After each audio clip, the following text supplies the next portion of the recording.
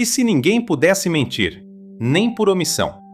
Você tenta suavizar e a verdade sai, automática, crua, e não dá para segurar. A mentira não é só maldade, é amortecedor. É o que impede o atrito de virar incêndio. Sem isso, o mundo fica honesto demais. E honesto demais não é educado. 3 regras. 1. Quando você fala, só sai verdade. 2. Se o silêncio for para enganar, a omissão falha. Você acaba revelando. 3. Você pode calar para descansar, mas não para manipular. A primeira mentira trava na garganta. Você sente. E aí a frase verdadeira escapa, do jeito mais errado possível. Um garçom pergunta, tudo certo? E você responde alto sem querer, eu detestei. O restaurante inteiro vira para você. E o pior, você não quis ferir, só não conseguiu mentir. A culpa vem junto com a verdade, e isso muda tudo. Tá tudo bem? Vira detonador, porque a resposta automática era uma mentira social. Agora ela não existe. E todo mundo percebe, na mesma hora. O mundo pede o verniz em minutos. Que bom te ver, vira, eu não queria estar aqui. Parabéns, vira, eu tô com inveja. E aí você entende, muita bondade era só edição. Sem edição, a convivência fica barulhenta. Você tenta se salvar ficando quieto, mas se o silêncio for para enganar, ele denuncia. Você fica calado e a frase sai.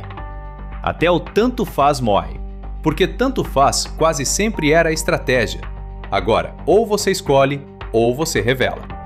Primeiro colapso, intimidade. Dentro de casa, cada pergunta vira teste. Você me ama? Agora tem resposta exata. E algumas pessoas não sobrevivem à exatidão. Relacionamentos entram em crise. Antes era interpretação, agora é sentença. E sentença não tem como desver. Amizades evaporam, não por maldade, por sinceridade acumulada. Muita gente descobre que era amizade de costume. Segundo colapso, trabalho. Reunião vira massacre, feedback vira faca. Vamos alinhar, vira eu não confio em você. E não é só grosseria, é eficiência cruel. Mentira também era cola. Sem cola, equipe vira peças soltas. Vendas caem.